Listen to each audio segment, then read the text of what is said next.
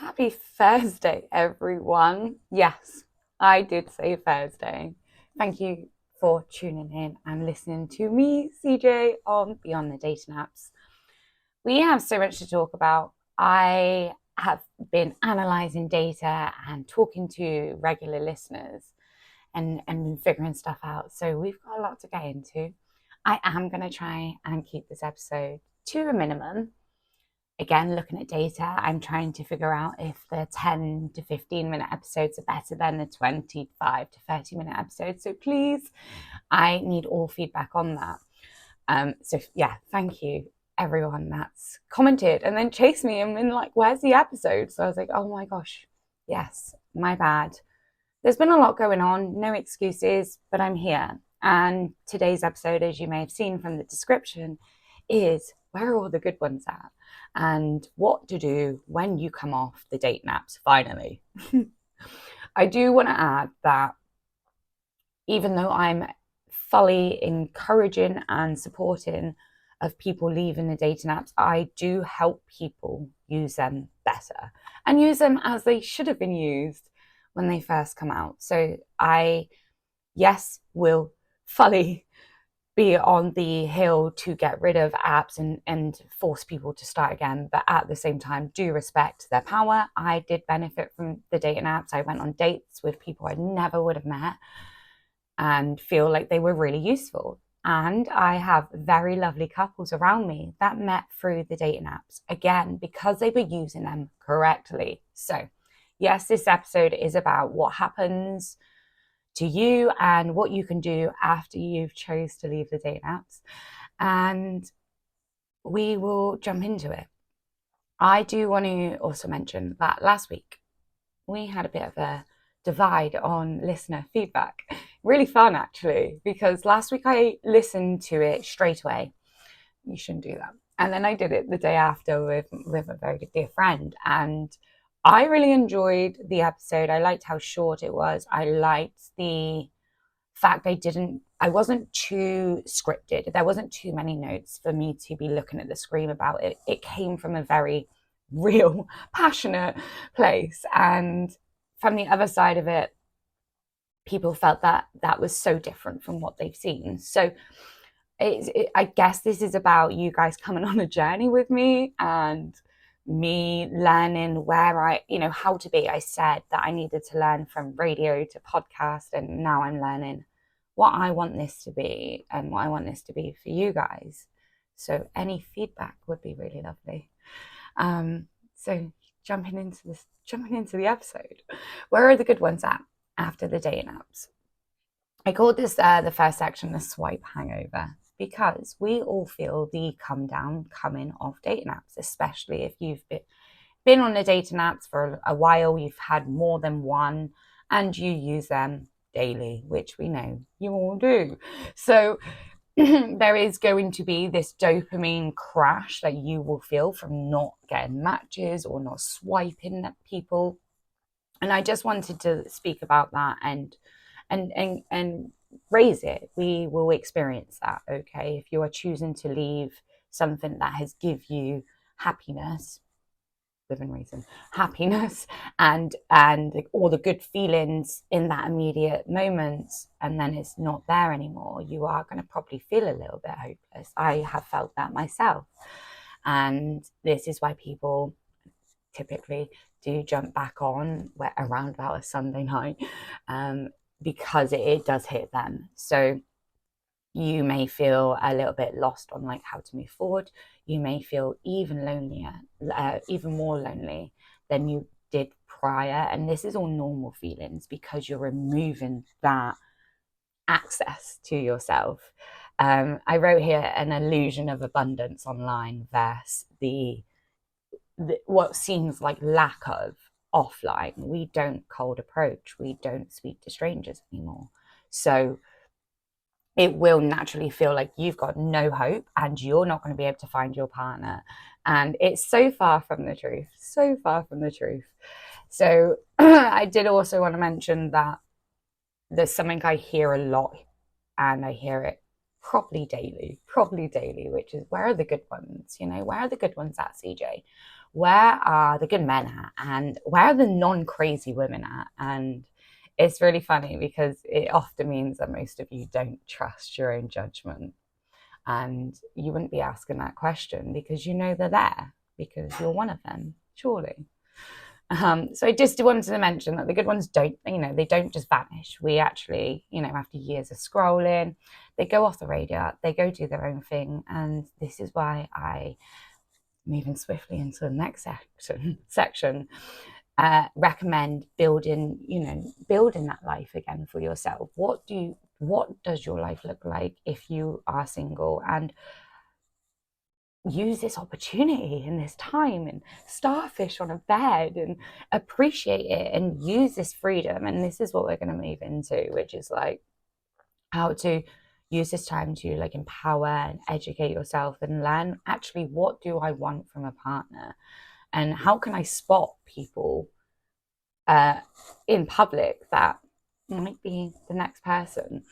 I think here for me, with anyone single, I can hear what you're up to. Typically, you've maybe done a couple of dating events, maybe you've definitely done the apps and you're feeling pretty hopeless, you give up.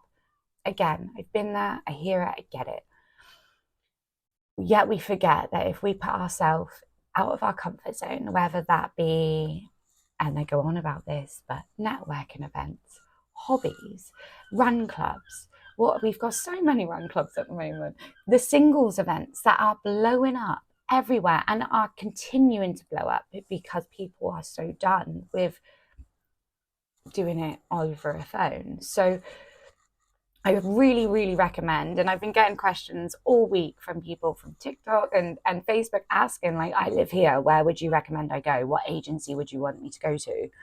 And every time I'm clicking on a location and looking into what's on offer for that city. Like the recent one, Leicester, there's so many cool events. Get yourself outside.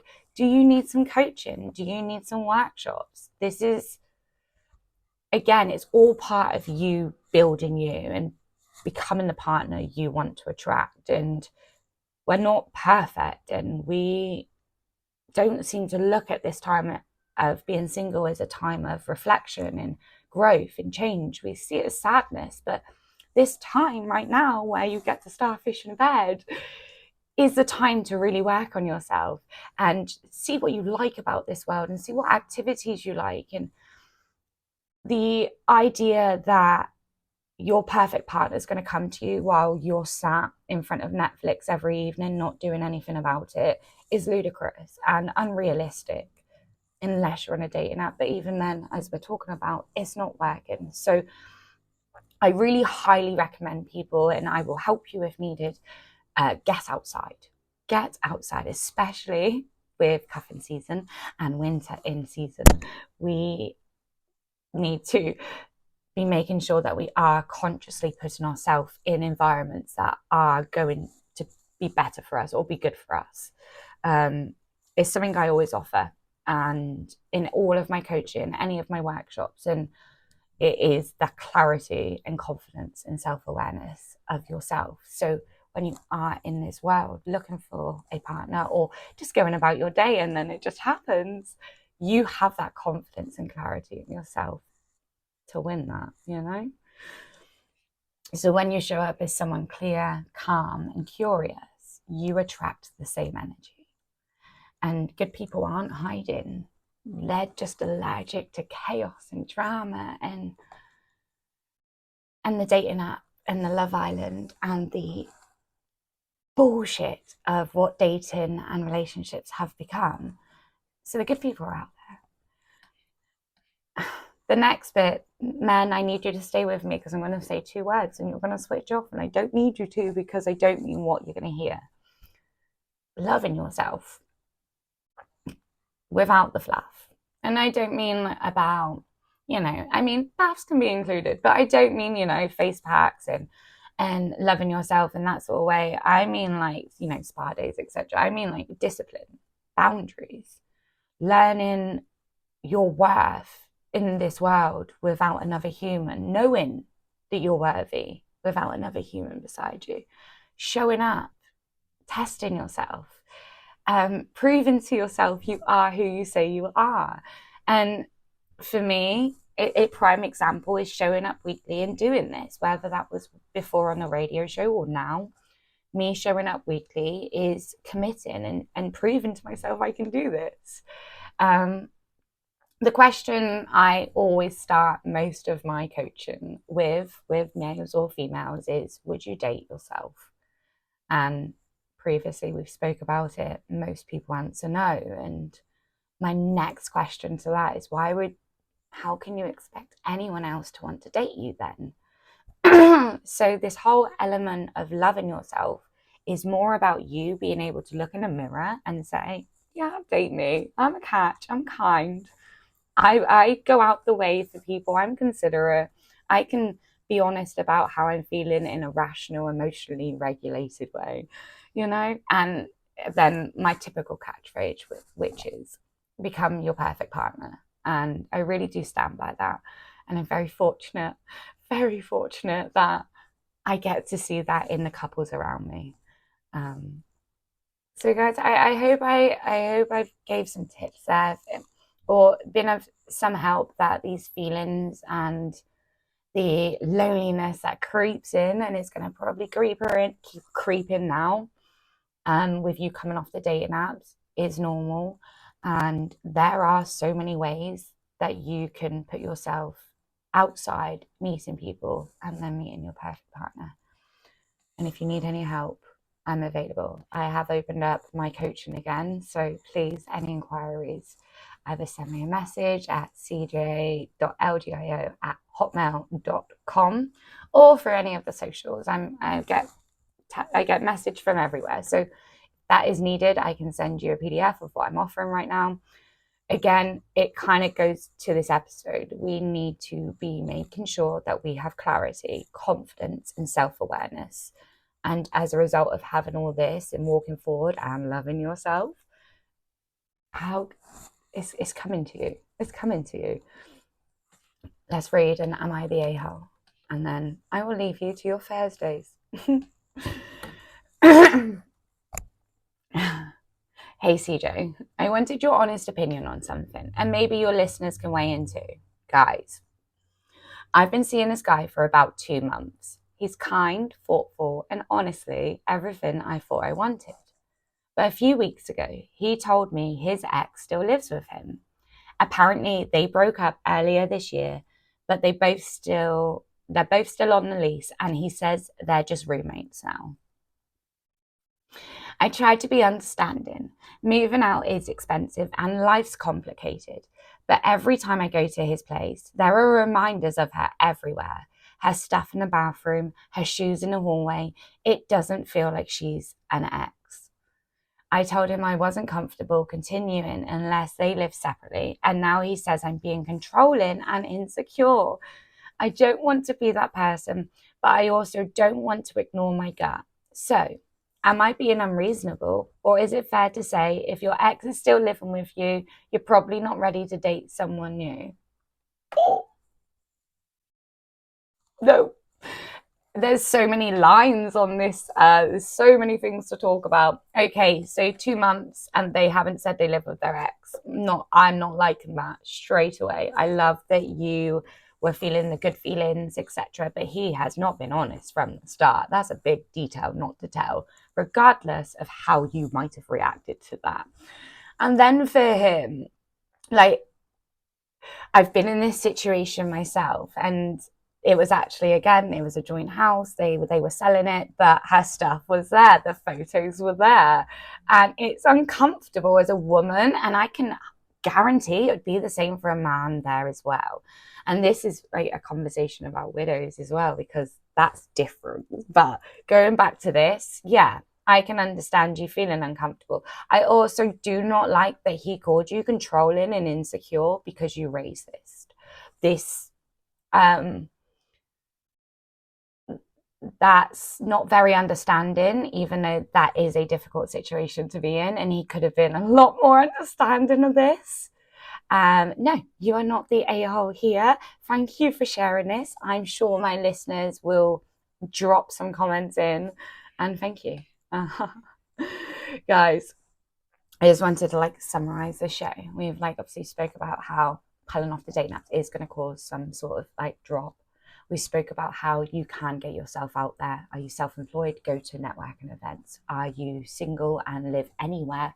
Find a local event. There's game boarding nights, single nights. There's haystack dating right now in Manchester and London and Wales is smashing it. They're so fun. There's so many ways to be around single people. That doesn't include being on a date nap. And then we spoke about loving yourself as well, which is needed if you want to attract the partner, your perfect partner. And that, like, again, I see it works. It works. Okay. I wish I could just record everything in my brain and forward it to you all. It works. And hopefully soon I get to interview a couple that it worked with, and they can tell you, because they're in that stage, and it's about making sure that my listeners and single people are hearing it as quickly as possible. So we're not getting too far ahead where they're like 20 years married. We want this fresh information of how you went from dating apps to normal. So please know I'm after couples. I want to interview you. Guys, thank you for tuning in and listening to me for around 20 minutes. It's been really fun. And as always, if I can help in any sort of way, please reach out. That's why I'm here. And coaching is available. So let's do this. Okay. Have a good Thursday. Bye.